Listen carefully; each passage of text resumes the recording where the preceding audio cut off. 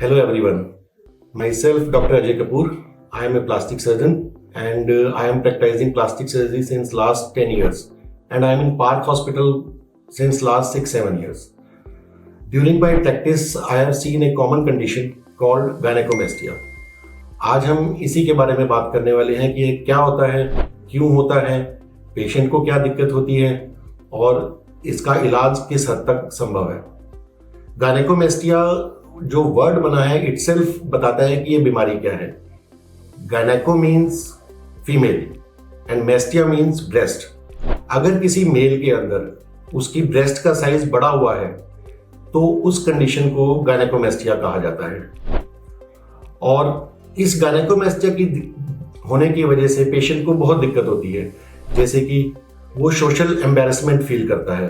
कहीं भी जिम में या स्विमिंग पूल में कपड़े उतारने में उसे दिक्कत होती है, वो टाइट कपड़े नहीं पहन सकता है, उसकी मेंटल हेल्थ बिल्कुल भी ठीक नहीं रहती है। तो गायनेकोमेस्टिया होता क्यों है? गायनेकोमेस्टिया बेसिकली एक हार्मोनल इम्बैलेंस की वजह से होता है। हमारी बॉडी में दो तरह के हार्मोन्स होते हैं, मेल हार्मोन जिसे कि टेस्टोस्टेरोन कहा जाता है एंड फीमेल हार्मोन जिसे कि एस्ट्रोजन कहा जाता है।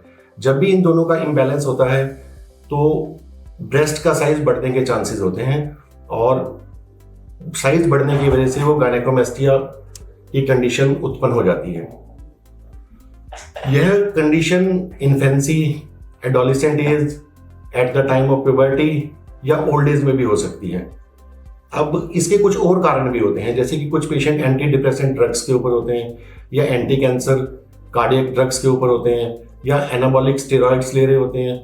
उन कंडीशंस में भी ब्रेस्ट का साइज बढ़ सकता है। और कुछ एक शरीर में बीमारियां होती हैं, जैसे लिवर डिजीज, किडनी डिजीज या प्रोस्टेट की डिजीज या थायराइड की डिजीज।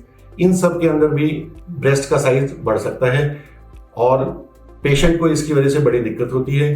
किसी पेशेंट में यह साइज थोड़ा छोटा होता है, किसी में बड़ा होता है। फिजिकल एग्जामिनेशन के ऊपर हम गायनेकोमेस्टिया को कई ग्रेड्स में डिवाइड करते हैं। इसके 4 ग्रेड डिवाइड किए जाते हैं। ग्रेड 1 जिसके अंदर की थोड़ा सा ब्रेस्ट एनलार्ज होता है, थोड़ा सा निप्पल फूला हुआ नजर आ सकता है।